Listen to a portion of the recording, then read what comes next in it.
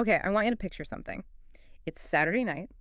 You've paid actual hard-earned money to be locked in a small, windowless room with, say, three of your friends. Mhm. Maybe you're handcuffed to a radiator. Maybe there's a zombie actor, breathing on the other side of a door.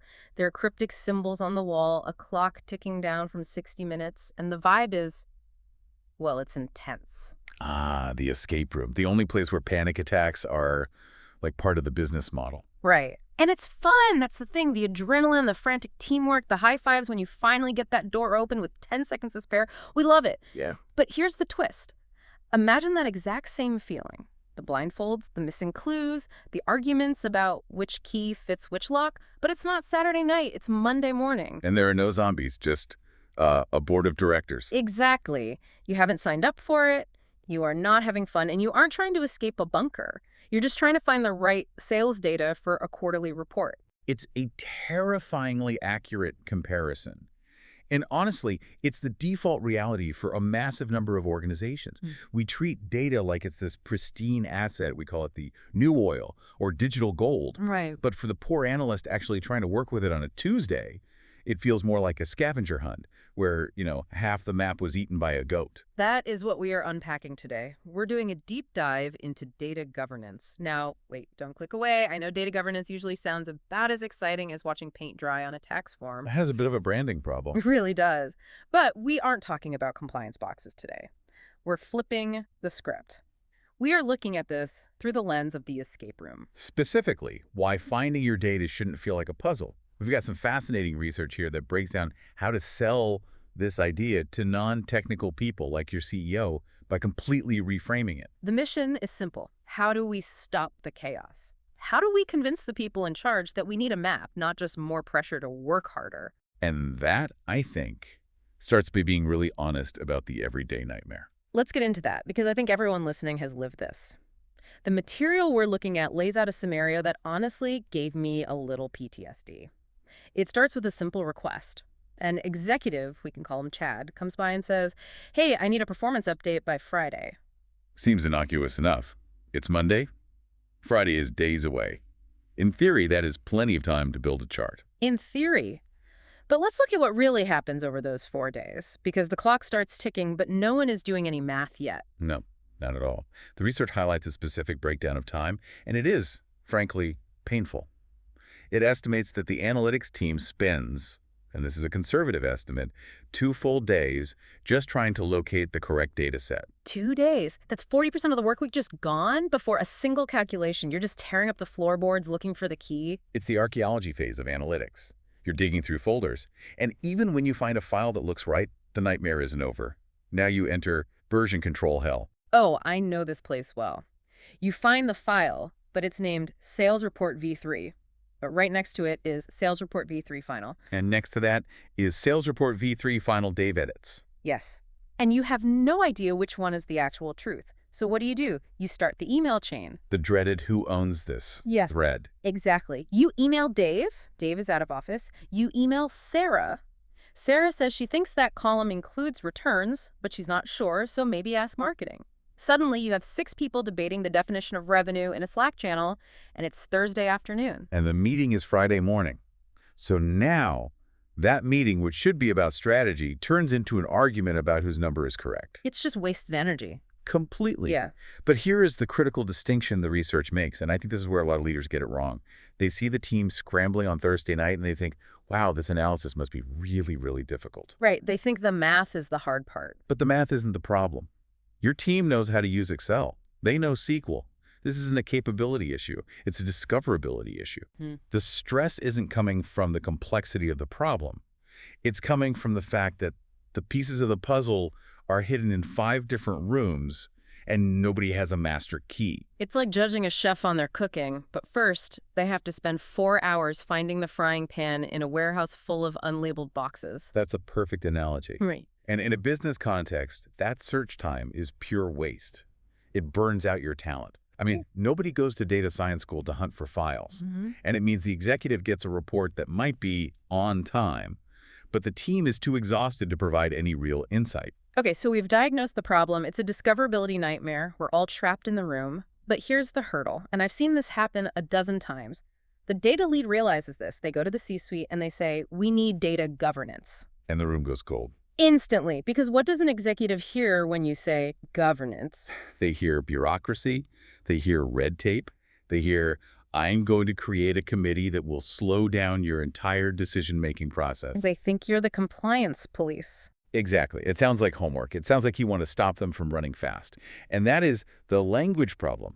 Our notes highlight, if you walk into a boardroom and ask for a formal ownership model or a metadata dictionary, you have already lost. So how do we reframe it? How do we sell this so they actually want to buy it? We go back to the escape room. You have to pivot the language from control to speed. The source suggests a really specific pitch. We need a map and labeled keys, so we start wasting time. A map and labeled keys. I like that. It's tangible. It shifts the focus. You aren't asking for permission to police them. You're offering a solution to make the company faster. You have to speak to their incentives. Okay, let's play devil's advocate for a second, though. Executives care about the bottom line. Does a map really impact the bottom line enough to get budget? Oh, absolutely. The text lists 4 things that executives really care about, and good governance hits all of them. First, faster decision cycles. They want to know that when they have a question, they get an answer before the market changes. Read. Second, reduce rework. I mean, how much money is wasted when a decision is made? And then 2 weeks later, someone says, actually, that report excluded the Asia-Pacific region, so oops. That's a career-limiting conversation right there. Exactly. They hate that. Third is shorter reporting lead times. But the fourth one is my favorite, and I think it's the most powerful lever you have. The bus factor. Ah, yes. The what if Dave wins the lottery scenario. Or what if Dave decides to hike the Appalachian Trail for 3 months where there's no Wi-Fi? Every company has a Dave. He's the only one who knows that the sales data from 2022 is stored on a local drive, not the cloud. Dave is a single point of failure walking around in a hoodie. Yes. And that is a massive risk. So if you frame governance as, here's how we make sure the business doesn't stall if Dave gets the flu, suddenly it's not bureaucracy, it's insurance, it's business continuity. That's the aha moment. When you position it that way, governance isn't viewed as slowing things down. No. It's viewed as efficiency. It's an accelerator. You're basically turning the lights on in the escape room so everyone can just walk out the door. Okay, so we've sold the concept. The CEO is nodding. Chad is on board. They want the map. But now comes the part where most of these initiatives just die. Execution. The how. Because the temptation is to say, great, let's map everything, every column, every spreadsheet, every single email, and then 6 months later you have a massive project that has delivered 0 value and everyone hates you. That is the trap, trying to boil the ocean. The blueprint we have here is really smart because it focuses on restraint. It breaks it down into 3 steps, and step 1 is basically, don't fix everything. Step 1, identify the locked room. Right. Pick one recurring reporting process that is consistently painful. Just one. Maybe it's that Friday performance update. Maybe it's the monthly financial review. Find the process where the arguments are loudest and the delays are longest. So don't try to map the whole building. Just map the one room where the fire is burning. Exactly. That's your pilot. You need a quick win to prove that this whole thing works. Okay, we've picked the process. Let's say it's the monthly finance report. Now we move to step 2. Map the assets. This sounds simple, but I feel like this is where the nuance can kill you. What are we actually mapping here? It's not just a list of files. You need 4 specific things for every piece of data in that report. First, the key data set. Which specific table is used? You have to be precise. Sales final V2. Okay.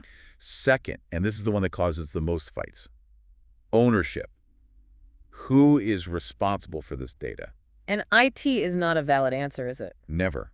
IT maintains the pipes. They don't own the water. You need a business owner, a specific person who can look at that number and say, yes, this is accurate. But this is where all the friction happens, right? Because nobody wants to put their name on it. If I claim ownership, I get the blame when it's wrong. That's the cultural hurdle, but you have to push through it. Because if no one owns it, then no one trusts it. You need a name. Number 3. Source systems. Where did this data actually come from? The CRM, the ERP, or is it a manual entry in a spreadsheet? You have to trace the lineage. And the 4th one. Refresh frequency. This one is a silent killer. Explain that one. Well, imagine you're looking at a report based on data that refreshes every night at midnight. But I'm looking at a dashboard that refreshes every Monday morning. We get on a call on a Wednesday. My numbers are 3 days old. Yours are 6 hours old. We will spend the next hour arguing, and we are both right based on our own screens. God, I have been in that exact meeting. It's excruciating. It's a complete and total waste of time. Mapping the refresh frequency solves that instantly. You just go, oh, you're using the weekly cut, I'm using the daily. Discussion over. It seems so basic, but if you walked into a Fortune 500 company today and asked for those four things, data set, owner, source, and frequency for the top 5 reports. Most couldn't give it to you, or it would take them a week just to figure it out. Which brings us to step 3, centralized visibility. Now, does this mean we need to go out and buy some $1 million enterprise data catalog software? Please don't. Not yet. That is the quickest way to kill all the momentum.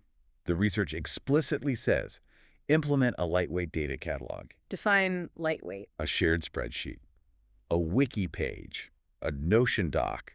It doesn't really matter as long as it's accessible and searchable. The goal isn't to have a fancy tool. The goal is to have one central place where anyone can look and say, oh, Dave owns the sales data, and it refreshes on Tuesdays. So perfection is really the enemy here. 100%. The standard of success isn't pristine data. The standard is just visibility.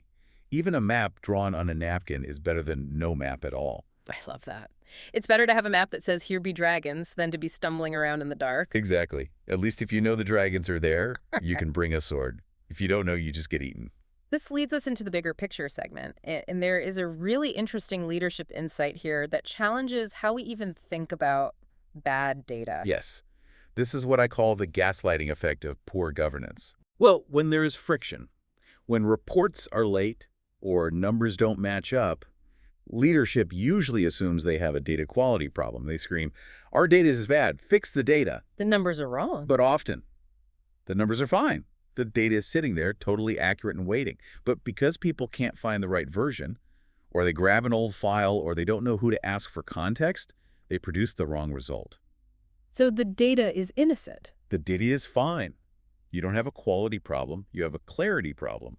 You have a discoverability problem. That is a massive shift. It's like losing your car keys and blaming the car for not starting. Precisely. You're blaming the engine, but the problem is you just don't know where you put the keys. And this brings us right back to that escape room metaphor. Governance isn't about building a better room. It's just about removing the blindfold. And when you remove that blindfold, you realize the room isn't actually locked. The key was right there on the table the whole time. The puzzle wasn't really a puzzle. It was just a lack of light. And that completely changes the goal of the data team, doesn't it? Completely. And this is the final verdict from our research. In business, solving the puzzle is not the goal. We're not here to play detective. We aren't here to feel a rush of adrenaline because we finally found the right spreadsheet at 11:00 p.m. on a Thursday. We normalize that struggle, though. We wear it like a badge of honor. I stayed up all night crunching the numbers. We do. But that's a badge of inefficiency. It's a badge that says, I am trapped in an escape room and I don't know how to get out. The goal is confident decisions made quickly. Anything that stands in the way of that, like a scavenger hunt for data, is waste. It's funny because when you frame it that way, it seems so obvious, but we get so caught up in the daily grind that we forget that the grind itself is the problem. And executives don't want you to grind. They want the answer. If you can give them the answer in 10 minutes because you have a map versus 10 hours because you had to hunt, you are infinitely more valuable. So let's recap for the people in the back. We started with this idea that finding data shouldn't be a high-stakes puzzle. We diagnosed the hidden costs, the time, the Dave factor, the version control nightmares. And we laid out the solution. Not some massive bureaucratic overhaul, but a targeted map and keys approach. Pick one locked room. Document the 4 essentials. Dataset, owner, source, and refresh. And then just put that list where everyone can see it. And stop calling it governance if that word scares people. Call it efficiency. Call it the anti-chaos project. Call it whatever gets the budget approved. Call it, let's stop bothering Dave. Let's stop bothering Dave. I think that's the winning pitch right there. I buy it. Before we wrap up, I want to leave our listeners with a final thought to mull over. We've talked a lot about the systemic side, but let's make it personal. If you look at your team's stress levels this week, or even your own stress levels, how much of that is actual work? How much of it is the intellectual challenge of analyzing data and solving hard business problems? And how much is just looking for stuff? Exactly. How much of your cortisol spike is just trying to find the key to the room? If the answer is anything more than 0, you need a map. That is a very sobering question. If you're fighting the room, you aren't doing the work. Couldn't have said it better myself. Thank you so much for breaking this down with me. It's been a fascinating look at how we can turn a bureaucratic bore into a business necessity. Always a pleasure. Let's get those blindfolds off. Absolutely. To our listeners, good luck building your maps. We'll see you in the next deep dive.